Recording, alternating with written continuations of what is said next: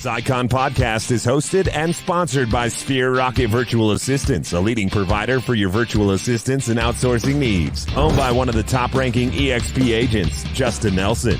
Sphere Rocket VA provides a one-stop virtual staffing solution for business owners, and we specialize in helping business owners grow their business by leveraging through virtual assistants. Trusted by the top names in the real estate industry like Kyle Whistle, Andrew Franklin, John Kitchens, and many more. Get ready to up your success and we'll help you achieve your business goals. Book your free consultation at sphererocketva.com and find out how we can make your life easier. Welcome back to another episode of the Icon Podcast. I'm your host, Gianna, and today we welcome Adam to the show. Adam, thank you so much for taking the time to join us. Thank you. It's my pleasure to be here. Of course. So let's go back to the beginning. We talked a little bit off camera, and you've got quite the story, quite the slogan. I'm super excited to dive in all about you, Adam. So take us to the start of your real estate journey. How did you get into it? What market are you currently in? And all the details. Don't be shy. Absolutely. So I actually got involved in the sales side of real estate back in 2017 after becoming an investor and really seeing the value of learning the business at a deeper level, trying to network with other investors. And I actually started at Sotheby's way back then because I kind of figured, hey, in our area, they've got all the big listings, right? So if I work with them, I would probably, meet very wealthy individuals as well as make a lot of money selling expensive properties. And that was really what got me to dive off into it. It was really a way of kind of showing my parents that I could make money and leave my W-2 job to kind of do this every day. And so that's kind of where it started. But I found EXP, I would say about 6 months into my sales career, and it made a switch back then. And that has worked out to be very good for me. But yeah, with the slogan and the cowboy that closes and sort of wearing the hat everywhere now, that all came about just from running a line dance instruction company here locally in New York, which is my local market. I'm in the suburbs of New York City, Westchester County, and I actually service this area, the Westchester County area, the Fairfield County of Connecticut.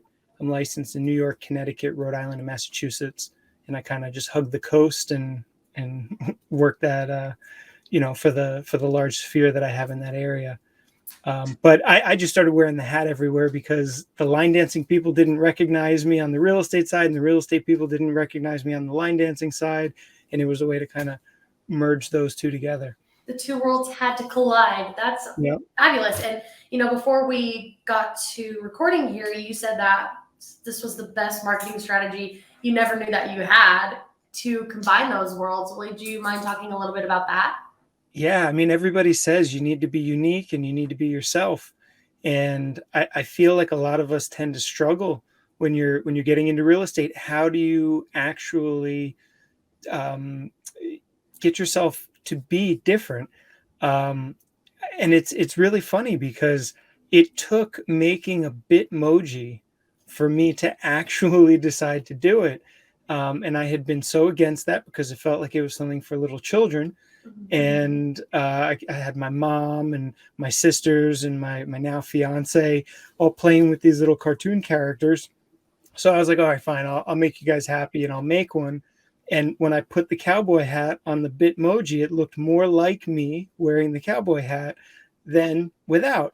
So I figured, you know what, this will be great. I'll be able to post a little Bitmoji doing things. So now on Instagram, every time a house gets sold or under contract, there's my little Bitmoji with the cowboy hat. And it just, the likeness is so unreal. So it's worked out pretty well.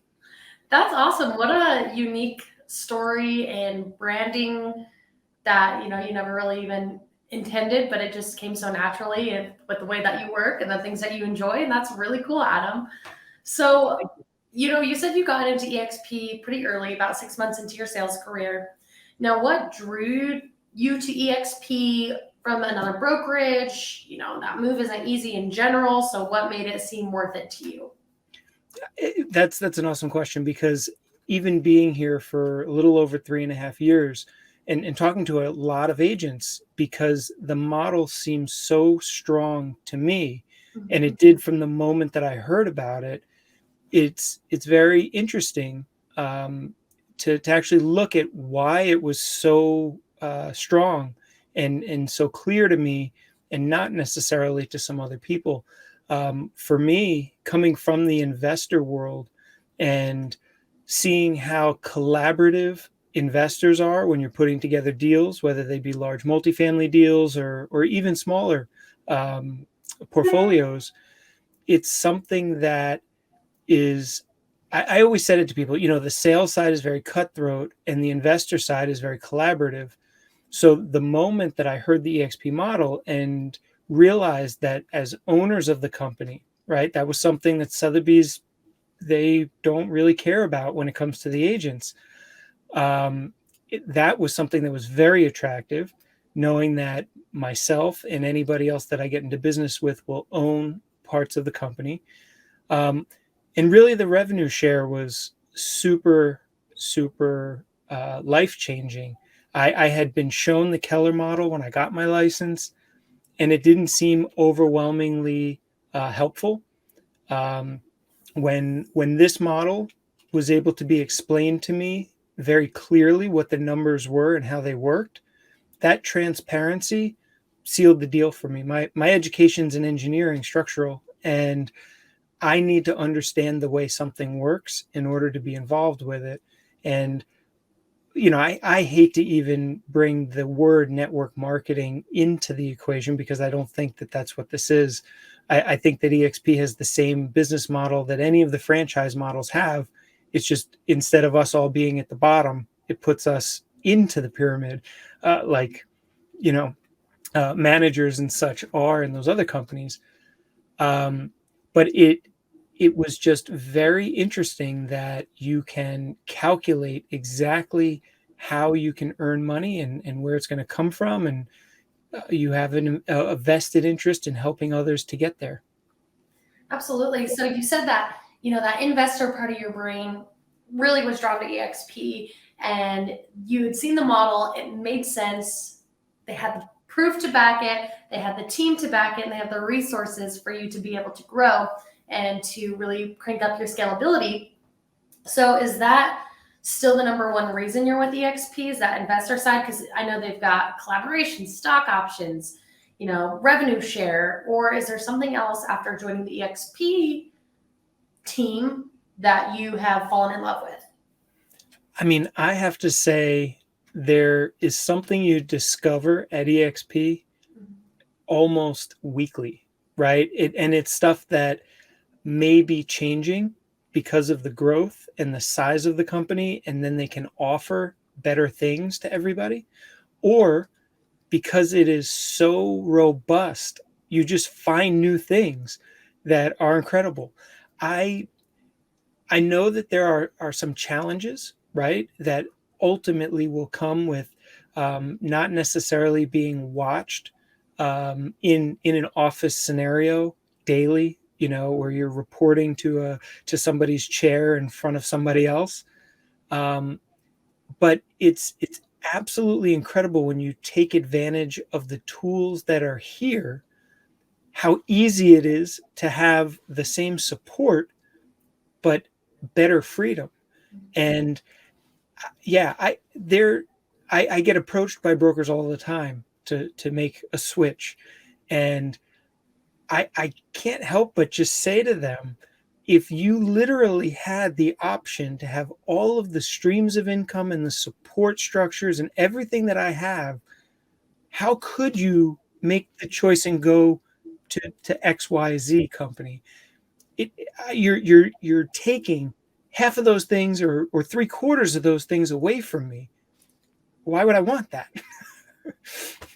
No, you're right. And that structure, everything else, like you said, there's something new to discover at EXP every day, between the masterminds and the mentorship and the collaboration. I mean, it's just, if you're the smartest person in the room, you're in the wrong room. And in the EXP Realty, I mean, even with the top producers, there's no such thing as them being top tier. There's so much more to learn and so much more to expand, whether it's in social or in your networking or teaching, coaching. whatever that may be. Now, Adam, you're an Icon Award winner, which means you have high production, you're a hard worker, but you also seem like you're a family guy. You seem like you have some hobbies that you like to do on the side. So how do you balance that work-life relationship and make sure that you're not on burnout mode or, just working yourself to the bone where you can be the best version of yourself for your clients? How do you balance it all? I mean, it's obviously a challenge, right? Because there's only so many hours in the day. I would say that a lot of it comes down to systematizing the business side of it to make sure that I'm leaving time for those other things. I mean, I would assume it's probably the same where you are now, and it'll probably date us right now based on when this podcast is recorded. But I mean, the way the market is right now, it's I feel like it's tax season for the accountants, even though it is tax season, but we are in our tax season right now. And the unfortunate part about that is we don't necessarily know when that's going to end. But I do think that it's very, very important for us right now to not let up on the accelerator while, we're in this crazy market. So there are parts of my business right now that I would say I'm putting more and more effort into, and maybe putting some of those hobbies on the side for the moment, because we don't know when it's going to change, and if it does change, it could change in a way we don't want. Right. So right now it's a delicate balance, I would say. But the biggest thing is those systems, and then building an organization around it. At this point, I've got an organization with 81 agents, and it definitely provides me a few $1,000s a month, which, allows you that freedom to take the time when you need it and take care of those that you need to take care of and still have excitement. I mean, I don't know. There's not a day that goes by that I'm not excited to get out there with my clients and help them, because it feels like the pressure of needing to get a sale done is completely off of my shoulders. And that's just such a wonderful feeling. And I don't know how you feel that anywhere else. Mm-hmm. And that assurance with EXP that, your team is taking care of you. One of my interviews once said, with EXP, you learn, you earn, and then you return. You give it back. And it's pretty cool to think about it in a very non-pyramid scheme way. But we'll get to that here in a few questions. Yeah. So being that you're an Icon Award winner, you have high production, you do work hard. And beyond that, can you go into what the Icon Award means kind of to you? What your production was to get to it, but what benefits did it bring you, your team, just yourself as a hard worker getting an award that it needs to be earned? There's a lot that goes into earning the Icon Award. Just go into the Icon chapter about Adam. Sure. So I feel that the Icon Award, in a sense, for me, is just proof of concept. And when you've never achieved the Icon status, it feels like this incredibly tall mountain that you're like, oh, will I ever get there? And being with the company now a little over 3.5 years, I earned it during my third full year at EXP. I don't know, it's one of those things where I feel like you just got to keep doing what you believe is the right thing, and it will happen. I mean, I made it by the skin of my teeth this past year. It was, one day, the closing was one day before my annual reset, and production, it was 30 transactions, about 12 million in volume, just about, I think, 50,000 under 12 million. And for me, it was proof of concept. I knew that if I hit the grindstone and I really tried to provide for as many people as I could, I would end up, attaining it. And it was well, hold on. I think I don't have it in front of me, but I want to say I went from 10 transactions the prior year to 30 transactions to make it happen the third year. Oh, wow. So you really had to kind of crank it up a little bit, Yeah. on that side of things, which is great. And you have the resources and the support to do so, which is cool thing about EXP. So, you said that you made it by the skin of your teeth. It's a mountain to climb to achieve icon. It is doable, but Mhm. there are a lot of goals to be set. So for somebody watching right now, that's like, I'm new to real estate. I'm new to EXP. I hear all about this icon award. Is that something I should even strive for? Is it worth it? What would you have to say to somebody wondering that right now? Well, I would say it is worth it, and more so because if you take out the financial aspect of it, I mean, the financial aspect of it is great too, right? Where else can you pay a cap and then get that cap back that is on a variable slide that could be worth a bunch more than it was? I mean, obviously there's the opportunity it could be worth less, but it's over time. You just hang on to it till you get your 16,000 back, right? So I mean, that aspect is phenomenal, and I think it again shows each of us and those looking from the outside in what makes this place so special, right? Um, but honestly, if for nothing else than a goal, right, to just push yourself to keep doing more and more, because you can see it's in your sight, you know exactly what you have to do. One of the things that helped me quite a bit, and even I presented at one of the leadership meetings with the agents helping agents, and shared my Excel sheet that I use to track all of my business.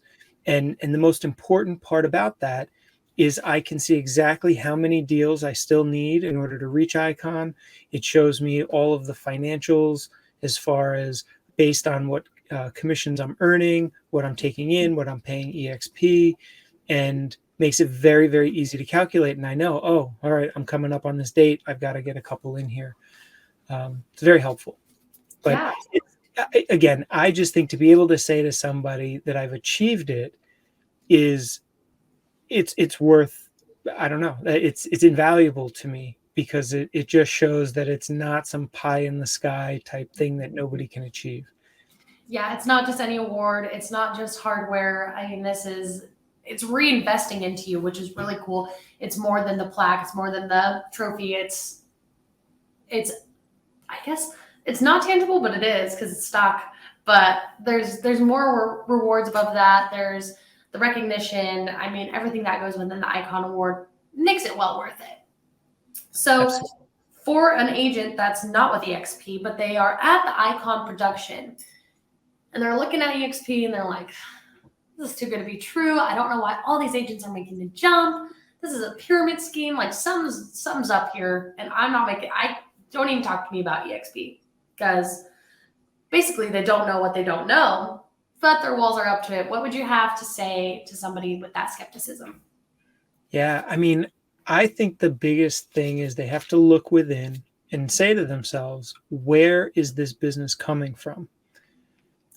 I thought when I joined or when I got my license, right, back when I started with Sotheby's, that I thought that the production came from the brand recognition. And truth be told, when I first saw the original EXP logo with the little house in the little blob of paint, it it looked childish to me, and I really wasn't excited about the logo. However, once I realized what the value was here, that logo to me is so much more valuable than any other luxury brand out there that is selling 10, $20 million properties. It's literally meaningless. But you have to understand the business. You've got to know the way the business works. And granted, if you take a look at any of the highest volume brokerages in any market in this country or the world, and you say to yourself, why do they have the market share? It's just because the agents that are in that office have those relationships for those sales. And that's literally the only reason. If as a group they moved over to a different brokerage, that brokerage would have the market share. And that's all it is. So somebody that is at this production already, they've put the hard work into it. They've got to say to themselves, how much am I working to build somebody else's name? And the effort and the money that they're paying just to be associated with a particular name, that doesn't make the client down the road want to work with you. It's you, and it's what you provide to those clients. You might as well be with a company that recognizes that you're the important part of the equation. That's how I look at it. That's great. No, you're right. You want to be able to build your own brand within that company. And that's what's cool is that EXP provides you the structure, provides you the kind of mother brokerage, and you still get to build the cowboy that closes. You're known for being you, not just EXP, which makes it work. And with that being said, right, especially if you are in a state that borders other states and you're in multiple markets, I've heard stories of certain brokerages that because they're franchises and people own certain market centers, you're paying twice the franchise fee, or you're paying twice the cap, or whatever it is, right? You have to pay 2 different market centers if you're in 2 different states or 2 different areas of the same state. With a model like ours, the fact that I can hold 4 licenses and every single deal counts toward my cap or toward icon consideration, I mean, that's amazing. And I've got brokers that understand each of those states, wherever I may be. You've got support like nowhere else. And, that's what I've heard about EXP. There hasn't been anything that EXP has promised and hasn't been able to deliver on for the icon agents that I've been talking to. And keep in mind, EXP has a lot of agents, but the icon agents are, some of the best with that high production. They're really a staple in the culture as well. They're coaches, mentors, they speak, which is really cool to be able to speak to the leaders at EXP on this icon podcast, because you guys are the best of the best. And not only that, but you're setting the tone for the culture that is there at EXP, and it causes ripples. People love being here. It is true. And I would say the mentorship is probably one of the greatest aspects. The fact that icons are required to be a part of the community speaks volumes. I mean, I started as a mentor before reaching icon, and it's nice to know that the work that I do as a mentor is then counted toward my community side of the award. But you've got to give back, right? And to not be in a situation where we feel that we're threatened by losing market share by others, that you've got that weight lifted off of your shoulders too. Right. I mean, I love the fact that we can build others up so that clients, other agents, everybody around us can see the caliber of the agents that we have at EXP. And, even those that may not be at that caliber yet, they've got the resources to get there. And that's probably the most important part. So well said. So for even, new real estate agents up to really experienced real estate agents, I mean, EXP has a slot for you here. And if you want to find out more about it, I'm sure Adam would be happy to talk to you. Or if you're in New York, we're not allowed cowboys roam, but Adam is out there. He's the cowboy that closes, and it's really cool. What a unique, take on your branding. And like you said, it allows for recognition and the best of both worlds, which is so cool. So, spitballing ideas with Adam for marketing, or making sure that your branding is who you are. You don't want to have that imposter syndrome going on where you're marketing somebody that you're really not, and you have to put up a whole charade, because people at the end of the day, they need houses, but they really buy you. And that's all I have to say about it. And Adam, I'm out of questions. Is there anything else you want to talk about? No, I mean, I think this has been wonderful. I'm very excited to connect with you guys. And we hope to get down to Nashville in the near future, and we'll definitely look you up and break some bread. Yeah, because I like to consider myself everybody's personal tour guide to Nashville. I love it out here. And I know no stranger So I know for sure my fiance is planning their bachelorette party to be down there, so I'll make sure that she's an agent as well, and luckily she became an agent on her own. It wasn't because I was already doing this or anything, but yeah, I'll definitely have her connect with you when they're headed down. Absolutely, it is the bachelorette party capital of the world, really. And I've got a whole list of to-dos and recommendations, and I look forward to it, Adam. Let's get reconnected soon, and until next time. My pleasure. Thank you so so much. much. Closes. I love it. Bye, Adam. Bye.